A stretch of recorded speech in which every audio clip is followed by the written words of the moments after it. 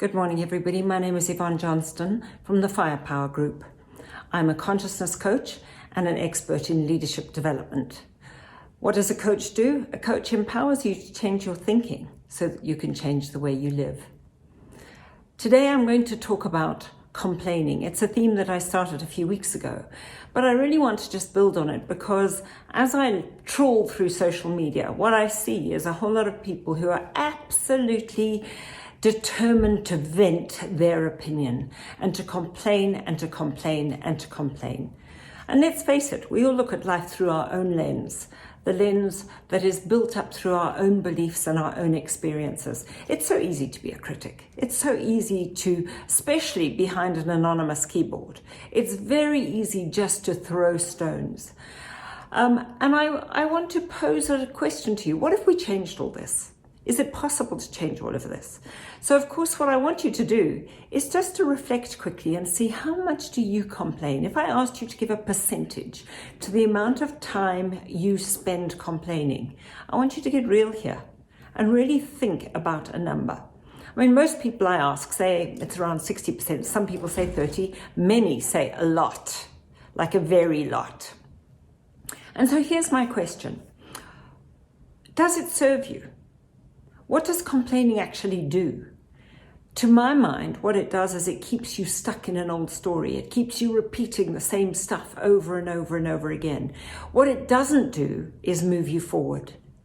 What it doesn't do is create a pleasant environment. So here's a story. I had somebody living in I had a beautiful house out at Hartbeespoort Dam, and a friend of mine's house burnt down. It was an absolute tragedy, and I don't want to take away from the tragedy of that. But I said to the two of them, come and move into my house for a few months until you're settled. And I was out there one day and I overheard this conversation. Yeah, he lifted up the phone and he said, oh, yeah, you know, my house burned down and we have this massive electricity bill and my wife's been sick and we just spend our lives going to doctors. And he went on and on and on and on. And afterwards I went to him and I said, what if you changed that story? What if you said, yes, we had an absolute tragedy. There's no question that they lost everything in their house, but they got a massive insurance payout that was going to enable them to build a really beautiful home, the home of their dreams. His wife had been ill, but she was now better.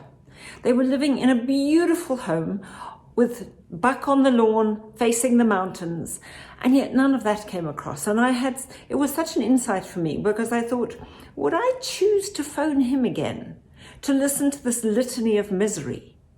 And so I want to shift now to how do you want people to respond when you complain? Do you want them to solve your problems? Because I hate to say this to you, but nobody's going to. What do you want from people? Because my gut is that you're just spreading misery. So I actually try to stop people complaining to me. I'm not really interested in it, really. So you can do that by a number of things. You can say, what can you take responsibility for? Understanding, guys, that we can't take responsibility for external stuff, but we absolutely can take responsibility for how we react to external circumstances. So how are you reacting to what's going on in the world right now? So I was in the hairdresser one day, and a woman sat down next to me and she recognized me. I'm not quite sure where from, but she said to me, are you Yvonne Johnston? And I said, yes, I am. And I said, how are you? Being polite, opening up the conversation. And she said, well, you know, I've just got back from Clayton. I'm so disturbed about all the potholes. And I said, please stop. I said, I hate to do this to you, but I really don't like listening to negative stories about South Africa. And she looked at me very strangely. My hairdresser's eyes nearly popped out and rolled across the floor. But I choose not to go there. I choose not to absorb other people's unhappiness. What purpose was she serving telling me that story? And could I do anything about it? And the answer is no. So I want you to think about stopping complaining. Just stop doing it. Every time you're about to complain, stop and think, what can I take responsibility for here? What am I trying to achieve? Is there any action I can put into this situation?